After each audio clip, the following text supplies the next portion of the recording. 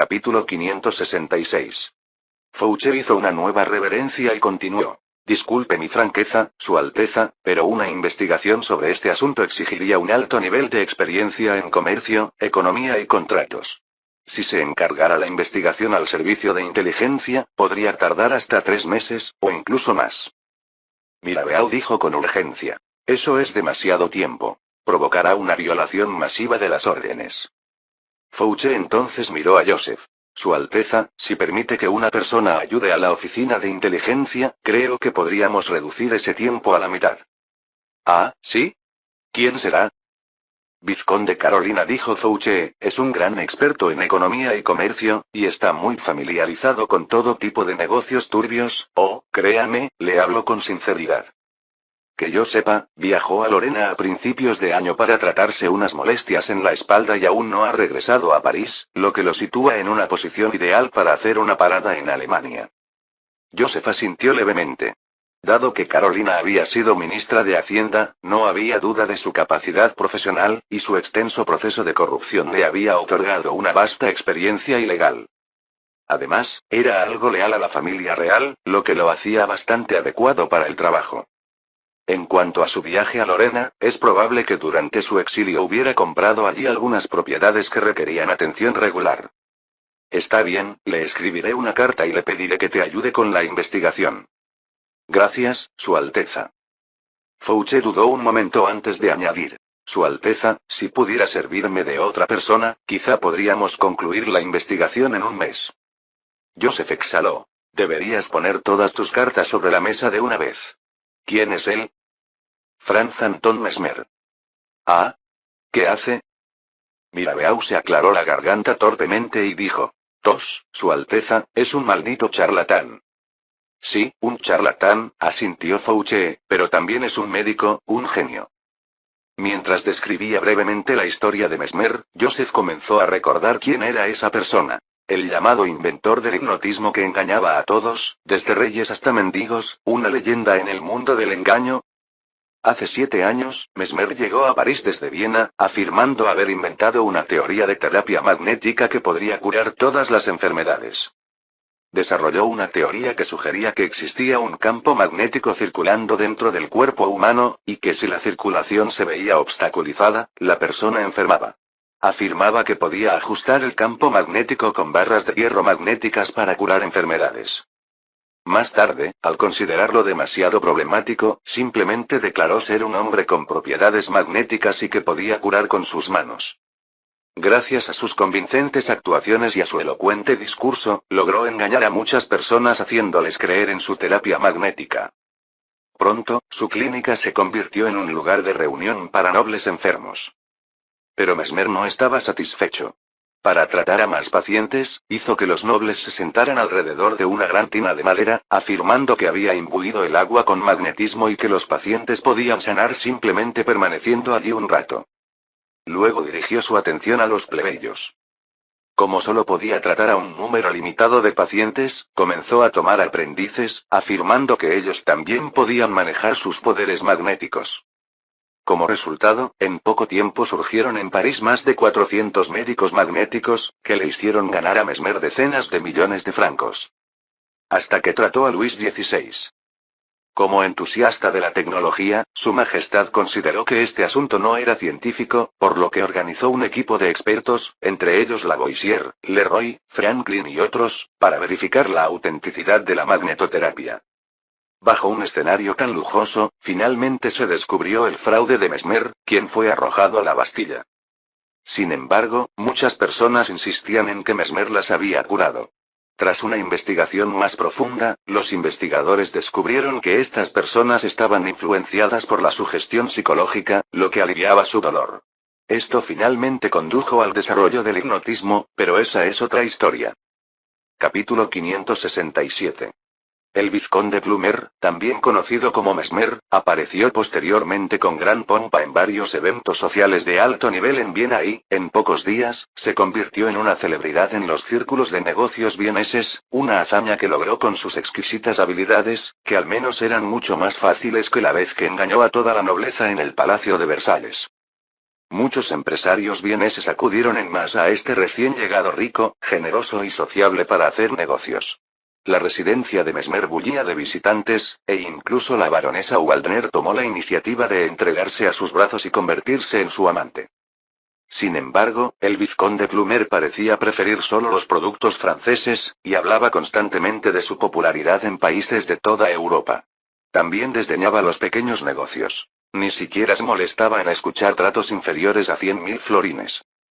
Como la tendencia de Austria hacia el francés no era algo raro, esto no sorprendió a nadie. Pronto, sus nuevos amigos en Viena le presentaron con entusiasmo a proveedores de productos franceses, como la compañía comercial Manard del barón de Graz, la caravana de Erwin Lena y la caravana de Erwin Bosnia, entre otros. Una semana después.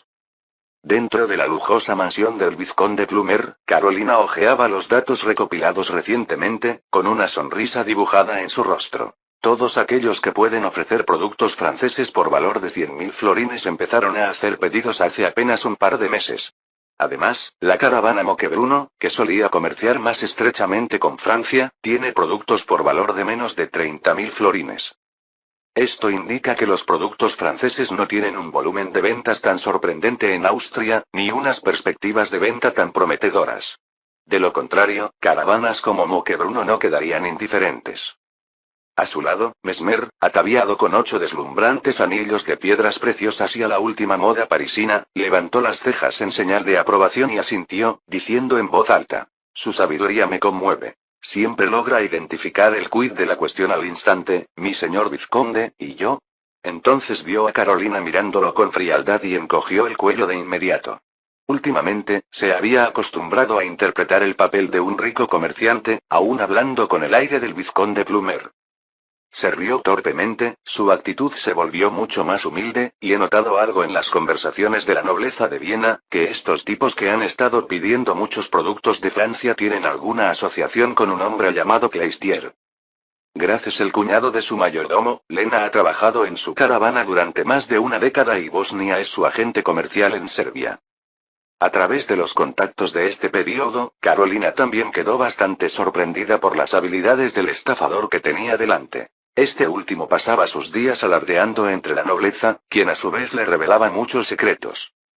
Como debe saber, la oficina de inteligencia estuvo investigando durante mucho tiempo sin descubrir ninguna conexión entre estos individuos. Esto sí que es sospechoso, dijo Carolina mientras se giraba hacia el oficial de inteligencia. Capitán Descharette, parece que debería investigar la relación entre otros agentes y este Cleistier. Lo haré, vizconde Carolina. Mesmer continuó. Además, todos estos muchachos rechazaron mis ofertas comerciales, incluso con presentaciones personales. Envié al barón Waldner a negociar con Aylwin Lena en mi nombre. Lena dijo que podía venderle algunos bienes, pero solo si se pagaba el total por adelantado, y se negó a proporcionar su propia cuenta bancaria. Carolina se burló. Es solo un truco burdo para engañar a los novatos. Mesmer asintió. Eso es lo extraño. Se anuncian en los periódicos, pero no tienen prisa por promocionar sus productos. He preguntado, y no solo nosotros, sino que nadie ha conseguido llegar a un acuerdo con estos tipos todavía. Pronto, el capitán Descharette se puso de pie, con voz grave. Creo que ahora podemos enviar un informe a Su Alteza Real, el príncipe heredero. Mesmer pensó inmediatamente en los seductores favores de la baronesa Waldner en la cama y chasqueó los labios con un toque de arrepentimiento. Nuestra Señora de París. Joseph, sentado en la primera fila con las manos imitando una oración, no escuchaba al arzobispo Beaumont, quien pronunciaba las palabras sagradas en el podio, sino que le susurraba a Mirabeau, que estaba detrás de él. El problema con el vino es menor, ya que se puede conservar durante mucho tiempo.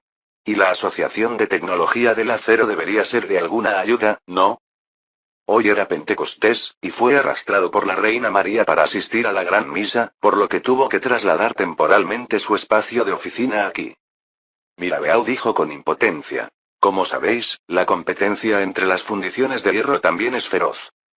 Todos los dueños de fábricas temen que, si reducen la producción, otros les roben su cuota de mercado. Por eso, incluso a riesgo de ser penalizados por la Asociación de Tecnología del Acero, siguen haciendo lo que les place. Joseph frunció el ceño al instante. Hace un momento, Mirabeau le había informado de que, a excepción de unas cuantas fábricas totalmente controladas por el Fondo de Desarrollo Industrial, otros propietarios de fábricas habían ignorado por completo su petición de reducir el ritmo de producción de los pedidos. Incluso sin el apoyo del Fondo de Desarrollo, preferirían hipotecar sus fábricas con préstamos bancarios para competir desesperadamente por los pedidos alemanes o italianos. Esta era la naturaleza grabada en el alma de los capitalistas. Perseguir ganancias a cualquier costo, incluso si tenían que lidiar con el mismísimo diablo. Joseph suspiró y preguntó: ¿cuál es la tasa actual de finalización de los pedidos? Mirabeau claramente hizo su tarea y respondió de inmediato: la mayoría de las fábricas han completado aproximadamente una cuarta parte, y algunas de las más eficientes se están acercando a un tercio. Joseph ya estaba considerando si recurrir a medidas administrativas o fiscales para frenar forzosamente la producción. Según las estadísticas anteriores de Mirabeau, solo en esos 2 meses y medio los pedidos del extranjero ascendieron a entre 20 y 30 millones de francos, una cifra cercana al límite que el Fondo de Desarrollo Industrial podía gestionar. Si hubiera algún problema con estos pedidos, destruiría directamente el Fondo de Desarrollo, así como un gran número de fábricas. Sin embargo, una vez aplicados los mecanismos administrativos o fiscales, también perturbarían gravemente el orden del mercado en Francia. Como mínimo, alejarían a los inversores de la producción industrial. En ese momento, Fouché se inclinó y se acercó, entregándole un informe a Joseph, susurrando: Su Alteza, acabo de recibirlo de Viena. Luego se apresuró a regresar a su asiento bajo la mirada del arzobispo Beaumont.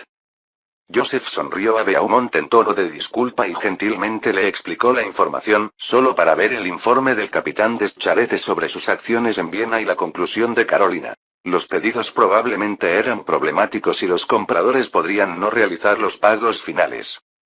Tal como se esperaba. Joseph le pasó el informe a Mirabeau, quien lo leyó rápidamente y también se puso serio. Su Alteza, perdonen mi franqueza, pero incluso si le mostrara este informe a los dueños de la fábrica, me temo que no aceptarían detener la producción. Capítulo 568. Joseph apretó los puños con frustración y dijo: esta gente es tonta. El rostro del arzobispo Beaumont estaba lleno de inquietud. Hace apenas unos momentos, el príncipe heredero había estado susurrando, pero ahora casi gritaba. ¿Esto estaba sucediendo en el sagrado salón? Tuvo que alzar la voz desesperadamente para intentar encubrir el acto de sacrilegio del príncipe heredero. Mirabeau estaba aún más preocupado. Su Alteza, el informe no aporta pruebas concretas de que haya un problema con las órdenes, es simplemente una especulación del vizconde Carolina.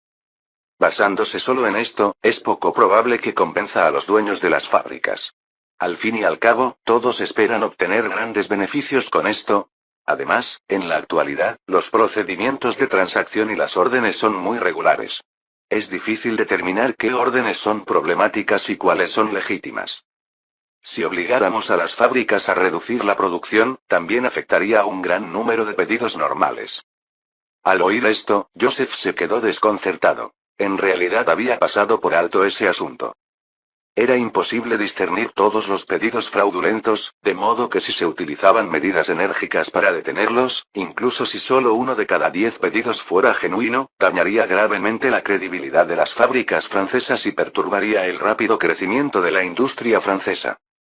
Sin embargo, ignorar la situación tendría consecuencias catastróficas. Esto fue en verdad un complot flagrante.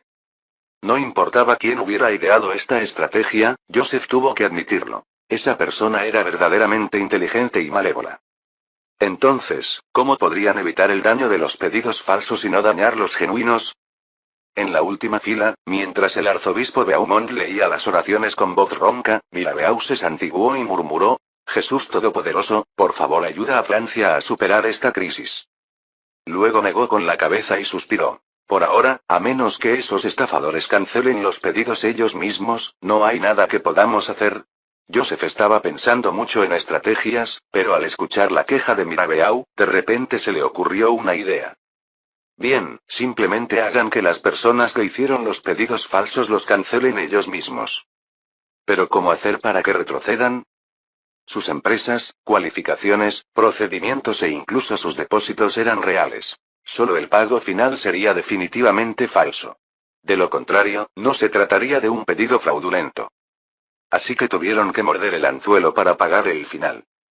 Justo entonces, llegó la hora de dar la Sagrada Comunión, y el lugar quedó en silencio. La mente de Joseph se aceleró en ese silencio, y al poco rato, una sonrisa pícara se dibujó en la comisura de sus labios. Dado que el otro lado quería llevar a cabo una estafa tan grande, no deberían culparlo por estafarlos a cambio. Tomó la Sagrada Comunión y el vino santo del párroco asistente, se santiguó apresuradamente, murmuró una oración, se dio la vuelta e hizo un gesto a Mirabeau para que se acercara, susurrándole al oído. Que alguien filtre inmediatamente todos los pedidos extranjeros superiores a 50.000 francos, y luego dígales a los dueños de las fábricas que hagan esto y aquello. Los ojos de Mirabeau se abrieron de par en par. Su Alteza, esto, aunque debería funcionar, ¿qué pasa si los dueños de la fábrica están preocupados por su reputación y se niegan a cooperar? Está bien, siempre que una décima parte de las fábricas estén dispuestas a hacerlo, los demás lo entenderán inmediatamente después de verlo. Mirabeau hizo una rápida reverencia. Sí, Su Alteza, ejecutaré esto inmediatamente después de la misa. Joseph hizo una pausa y preguntó. Por cierto, mencionaste antes que la mayoría de los depósitos para esos pedidos ya se han recibido. Sí, Su Alteza. Si esto es un fraude, evidentemente quieren atraer a los dueños de las fábricas con esto. Joseph asintió. Pero los productos que hemos fabricado han excedido con creces la cantidad de los depósitos, por lo que necesitamos recuperar lo máximo posible. ¿Qué quieres decir? Joseph le hizo un gesto a Fouché, que estaba sentado más atrás. Al ver que el arzobispo Beaumont no le prestaba atención, Fouché se acercó rápidamente. Su Alteza, ¿cuáles son sus órdenes? Ese estafador, hipnotizador no sé qué. Soy Mesmer, Su Alteza. Ah, cierto. Recuerdo que el informe del vizconde Carolina decía que ya era un conocido hombre de negocios en Viena. Así es, Su Alteza. Bien, instrúyele para que proceda así en Austria, y busca algunos dueños de fábricas dispuestos a colaborar para un viaje a Viena. Sí, Su Alteza. El jefe de inteligencia asintió, anotando rápidamente en su cuaderno. Joseph continuó. Además, pongan un esfuerzo especial en investigar a ese tal Carlet, él podría ser la clave de todos estos problemas. 10 días después. En Viena, en la oficina del director general de la empresa comercial Manaz, el barón Graz miró con incredulidad la carta que le había traído el gerente comercial y preguntó. ¿Cómo es posible? ¿Lo ha confirmado? Sí, barón, asintió el gerente comercial. Esto me lo entregó personalmente el subgerente de la compañía siderúrgica Gregoire Brothers. Lo vi cuando firmamos el contrato del pedido. Pero, esto, Graz frunció el ceño al mirar la carta de notificación. Produjeron bienes por un valor de más de 720.000 florines en menos de 3 meses. 720.000 florines equivalían a 1,8 millones de francos, que podrían acumularse hasta formar una pequeña montaña si se utilizaran para comprar productos de hierro. Y justo esta mañana, la Gregoire Brothers Steel Company le había informado que todos los pedidos realizados por Manaz Trading Company se habían completado. Graz entró repentinamente en pánico. Según las instrucciones de Carlet, debía fingir estar en Viena hasta octubre, esperando a que los fondos de producción invertidos en las fábricas francesas se comprometieran irrevocablemente antes de retirarse. Pero apenas era mediados de mayo y la Gregoire Brothers Steel Company estaba lista para entregar los pedidos. ¿Qué debía hacer? Había preparado desde hacía tiempo una ruta de escape a los Estados Unidos, pero si abandonaba Viena ahora, todas las órdenes falsas podrían quedar expuestas. Había creado 6 sociedades fantasma junto con otros grupos comerciales y realizado 11 pedidos a Francia por un valor total de 3,5 millones de florines, más de 8,7 millones de francos. Si huyera ahora a los Estados Unidos, las órdenes subsiguientes podrían verse interrumpidas, la misión del señor Carlet quedaría incumplida y su propia comisión se vería severamente reducida. No, si huía ahora ni siquiera habría completado un tercio de la tarea, y mucho menos la comisión, Carlet probablemente lo pediría cuentas. Pero ¿cómo podría tratar con la Gregoire Brothers Steel Company sin los fondos para pagar la última cuota? Mientras Graz se rascaba la cabeza con inquietud, oyó al gerente comercial decir, barón, según el contrato de compra-venta, debemos pagar la mitad a finales de mes, es decir, 360.000 florines, y la otra mitad en julio. Ya lo sé, sal de aquí. Gritó Graz. Originalmente había incluido una cláusula en el acuerdo de compra para estimular a las fábricas francesas a invertir lo máximo posible para expandir la producción, añadiendo incluso una disposición para una recompensa del 3% por la entrega anticipada de los bienes. Capítulo 569. Mientras Grace estaba al borde del colapso, otros dos ejecutores clave del plan británico de pedidos falsos, Luna y Bosnia, o sus subordinados, fueron igualmente bombardeados con avisos de fábricas francesas de que los pedidos se habían cumplido y los pagos finales estaban por realizarse. La compañía Thieselinden antes ya había enviado tejidos por valor de casi 2 millones de francos, zarpando desde Marsella y con destino a Parma en unos 10 días. La bodega Bertus de Burdeos también había completado un pedido de vinos premium por valor de 1,5 millones de francos y los carros de reparto habían entrado en Baviera unos días antes. También había artículos de papel, muebles, máquinas de vapor y cosas así, en un total de 7 transacciones, todos contratos de alto monto que habían terminado su producción y estaban presionando a los compradores austríacos o italianos para el pago. Por supuesto, esta supuesta producción terminada fue simplemente un plan de Joseph. Dada la capacidad de producción real de estas fábricas, no sería posible cumplir con los pedidos hasta al menos octubre. Joseph había orquestado en secreto el Fondo de Desarrollo Industrial para desviar productos similares a fábricas designadas en grandes cantidades, y luego afirmar que eran de su propia producción. En esencia, se unieron las capacidades de producción de toda Francia para cumplir con estos pedidos. Si las empresas que hicieron pedidos en Austria e Italia no pudieran pagar las últimas cuotas, se produciría un shock masivo que haría que las fábricas francesas se dieran cuenta de que los pedidos que tenían también podrían ser parte de una estafa. Sin embargo, Joseph no tenía intención de simplemente exponer la estafa. No exprimirles un poco de sangre a los estafadores sería un insulto a todos los diversos casos de fraude que había visto en su vida posterior. 2 días después. Tras fracasar en su intento de sobornar al subgerente de la compañía siderúrgica Gregoire Brothers, Grace había decidido huir a Estados Unidos a toda costa. Sin embargo, de repente vio a un hombre de mediana edad, vestido con ropa lujosa y apestando a dinero, aparecer frente a su oficina. ¿Vizconde Plumer? Preguntó Grace, naturalmente, reconociendo a este pez gordo del mundo empresarial bienes y, sorprendido, preguntó: ¿Qué le trae por aquí? Ah, mi viejo amigo. Mesmer, haciéndose pasar por Plumer, lo abrazó y dijo alegremente: Esta vez no puedes rechazarme. Me refiero a comprar esos productos franceses que tienes. Lo he dicho muchas veces. No se vende. Grace agitó la mano con impaciencia. Por favor, regresa. No seas tan desalmado. Mesmer lo jaló para que se sentara en el sofá, indicándole al sirviente en la puerta: 2 tazas de té, con azúcar extra.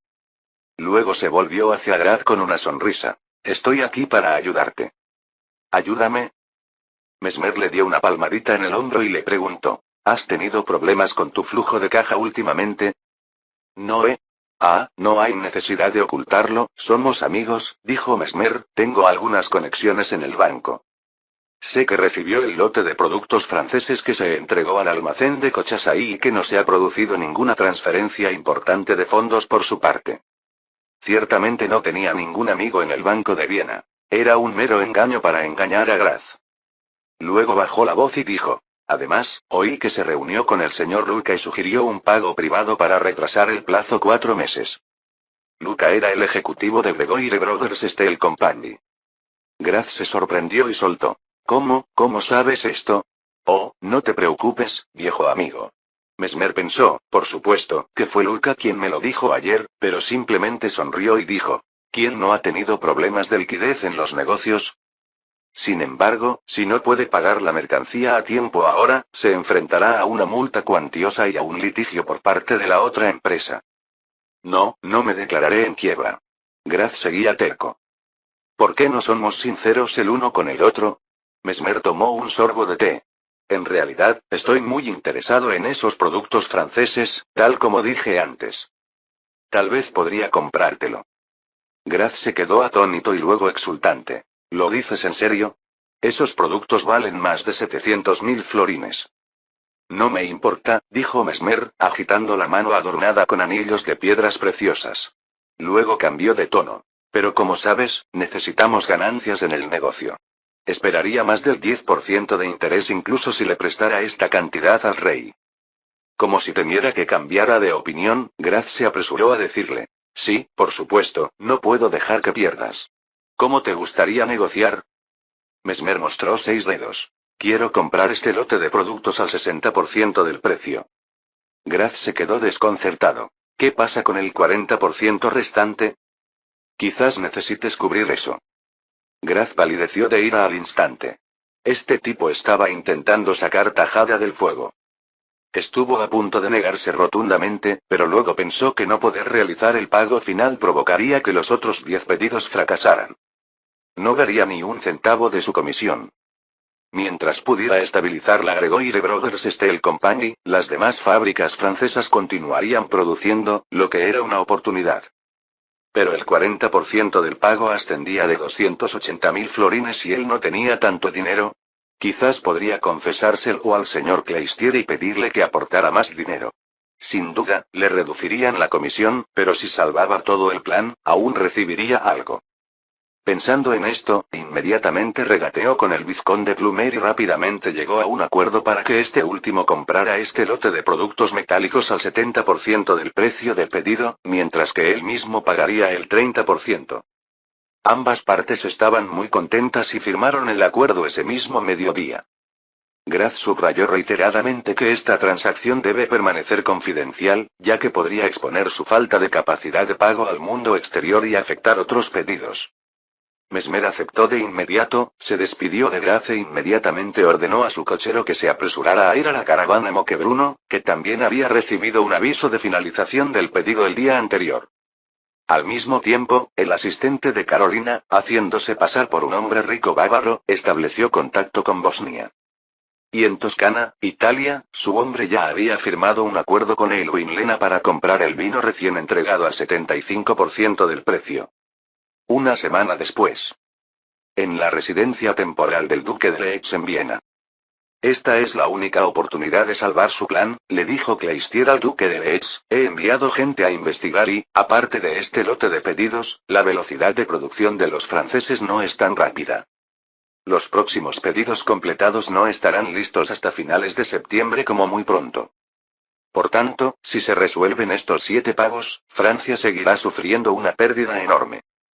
El duque de Leitz frunció el ceño pensativo. Tras la llegada a Viena del envío de la compañía siderúrgica Gregoire Brothers, encargó a la inteligencia británica que investigara. Resultó, tal como lo había dicho Cleistier, que los demás pedidos estaban lejos de completarse. Capítulo 570. Cleistier acababa de informarle de que los productos franceses parecían ser muy populares, ya que numerosos comerciantes y empresas habían manifestado su voluntad de hacerse cargo de las mercancías inmediatamente, garantizando que anunciarían al público que los compradores originales habían pagado por ellas. Sin embargo, habría que descontar el precio. El duque de Leitz miró a Cleistier y preguntó: entonces, ¿cuánto dinero más tenemos que pagar en total? 7 pedidos, por un total de 1,8 millones de florines, su gracia, respondió este último, sacando un fajo de copias de contratos y añadiendo apresuradamente: todos estos compradores son muy fiables. Por ejemplo, el vizconde Plumer, de Viena, es muy famoso por su considerable fortuna. Mi gente ha firmado acuerdos con ellos, los términos son claros, e incluso han pagado parte del anticipo a las empresas francesas. El duque de Leitz volvió a fruncir el ceño. 1,8 millones de florines eran 180.000 libras esterlinas. Por este asalto a la industria francesa, el Parlamento le había asignado un total de 500.000 libras esterlinas. Inicialmente había sacado 300.000 para la causa justa y había planeado utilizar el resto para recompensarse a sí mismo y sobornar a los funcionarios involucrados en este asunto. Pero ahora, si no invirtiera esas 180.000 libras esterlinas, todo el plan podría fracasar por completo. Es solo que después de restar los gastos de los sobornos, los fondos faltaban para llegar a 180.000, y él tendría que aportar un poco más de su propio bolsillo. Maldita sea. Apretó los puños con rabia, consolándose. Por un desembolso de 480.000 libras esterlinas, haría que los franceses perdieran al menos 1,3 millones de libras esterlinas, además de su sistema industrial. Una vez completado el plan, podría usar este éxito para regresar al centro político de Londres. Esta pequeña suma de dinero era como una inversión de futuro. El duque de Lex volvió a confirmar con Claystier que no había problemas con estas transacciones. Por supuesto que no había problemas, las personas o empresas que habían firmado los acuerdos ya habían empezado a pagar el dinero. ¿Qué podía salir mal con dinero real? Después, finalmente asintió. Muy bien, te asignaré los fondos lo más rápido posible. No quiero más sorpresas. Se lo aseguro, su gracia. En los días siguientes, Claystier distribuyó las 180.000 libras esterlinas, equivalentes a más de 4,5 millones de francos franceses, a sus subordinados, ordenándoles que compensaran a las empresas francesas como un descuento. Justo cuando dio un suspiro de alivio y comenzó a soñar despierto nuevamente con disfrutar de la vida en Manchester con la recompensa del británico, su mayordomo le informó que Graff tenía asuntos urgentes con él. ¿Qué quieres decir con desaparecido? Claystier miró a Graff con el ceño fruncido. Ese simplemente, balbuceó este último, el vizconde Plumer no ha sido visto en eventos sociales durante varios días, y cuando fui a su villa, la encontré completamente vacía. Envié a alguien a su casa ancestral en Edimburgo para preguntar, y los lugareños dijeron que el vizconde Plumer murió a principios de año. Un mal presentimiento surgió en el corazón de Claystier y rápidamente preguntó, ¿qué pasa con el pago a la empresa francesa? ¿Cuánto pagó? Solo los 50.000 florines iniciales. Claystier sintió que la habitación daba vueltas y se tambaleó en su silla. Luego se levantó bruscamente y le gritó al mayordomo. ¡Rápido! Que alguien lo busque, tenemos que atrapar a ese bastardo. Sin embargo, apenas el mayordomo se había dado la vuelta para marcharse, regresó con Borlasnia. Este último, con rostro sombrío, le dijo a Claystier. Maestro, la compañía de inversiones OMSAR se ha declarado repentinamente en quiebra y sus directores parecen haber huido al extranjero. Durante los 3 días siguientes, Claystier recibió continuos informes sobre la desaparición de las personas o empresas que habían firmado para adquirir las mercancías francesas a precios reducidos. En realidad, todos habían desaparecido el mismo día. Solo tardó un tiempo en llegarle la noticia desde Italia. Incluso si Claystier era tonto, ahora comprendió que lo habían engañado. Posteriormente, los cobros por parte de las compañías francesas se hicieron aún más frecuentes y comenzaron a promover públicamente el asunto, llegando incluso a traer a empresarios y celebridades a visitar los almacenes repletos de mercancías, detallando amargamente el incumplimiento del contrato por parte de las empresas ordenantes. Graff fue el primero en huir. Tras perder contacto con él, Claystier tomó apresuradamente a su familia y escapó de Viena durante la noche, dirigiéndose a Rusia. Sin embargo, tan pronto como su carruaje se dirigió a los suburbios al este de la ciudad, fue detenido por árboles que habían caído sobre el camino, y entonces unos hombres vestidos de negro aprovecharon el resplandor del crepúsculo del sol poniente para matar a toda su familia, incluidos los sirvientes. París. Los titulares de los principales periódicos, como el Paris Commercial News, en los últimos días fueron del estilo indignación. Austria, Toscana y otros países organizan un fraude contractual masivo. Y el fraude contractual involucra a un gran número de fábricas francesas, por un total de más de 30 millones de francos franceses. Mientras los ejecutivos de las grandes fábricas francesas denunciaban furiosamente a los despiadados estafadores, también se sentían secretamente aliviados de que la estafa se hubiera descubierto a tiempo, ya que solo habían producido menos de un tercio de los pedidos y, tras deducir los depósitos, las pérdidas no eran demasiado graves. En un salón de Lyon, varios propietarios de fábricas textiles estaban reunidos y discutían furiosamente. Me quedan menos de 20.000 francos franceses en mis manos, si hubiéramos descubierto el problema con los pedidos un mes después, solo podría declararme en quiebra. Sí, para este lote de pedidos, pedí prestados 150.000 francos franceses al banco y casi los gasté todos en comprar algodón. Esos malditos austríacos. Algunos se mostraron más relajados. Hace un mes y medio, el príncipe heredero ya nos había pedido que controláramos la producción. Tal vez ya vio algunas pistas en ese momento. Su fábrica era propiedad en un 40% del Fondo de Desarrollo Industrial, por lo que por exigencias del comité del fondo, tuvo que reducir masivamente la producción, lo que irónicamente resultó en pérdidas mínimas. Alguien del gremio textil de Lyon susurró cerca. Has acertado.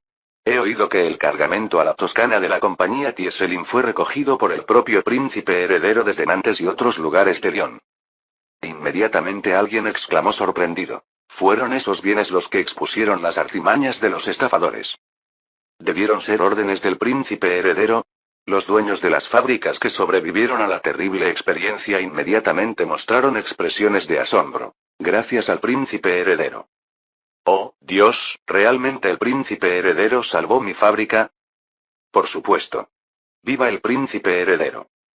Por el príncipe heredero. Justo cuando todos estaban levantando sus copas, un funcionario de Angie Textile Co. Ltd irrumpió, hizo una señal a la banda para que guardara silencio y luego, sin mucha ceremonia, saltó a la mesa y anunció en voz alta. Justo ahora el Palacio de Versalles emitió un aviso de que todas las fábricas que sufrieron pérdidas en esta estafa de pedidos recibirán una compensación del 15% del monto perdido. Todos apúrense a registrarse en el ayuntamiento, y recuerden traer sus contratos de compra-venta. El salón estalló en vítores y, haciendo caso omiso de la mirada impotente de la baronesa Leo, la anfitriona, la gente salió corriendo por la puerta para regresar a casa a recuperar sus acuerdos.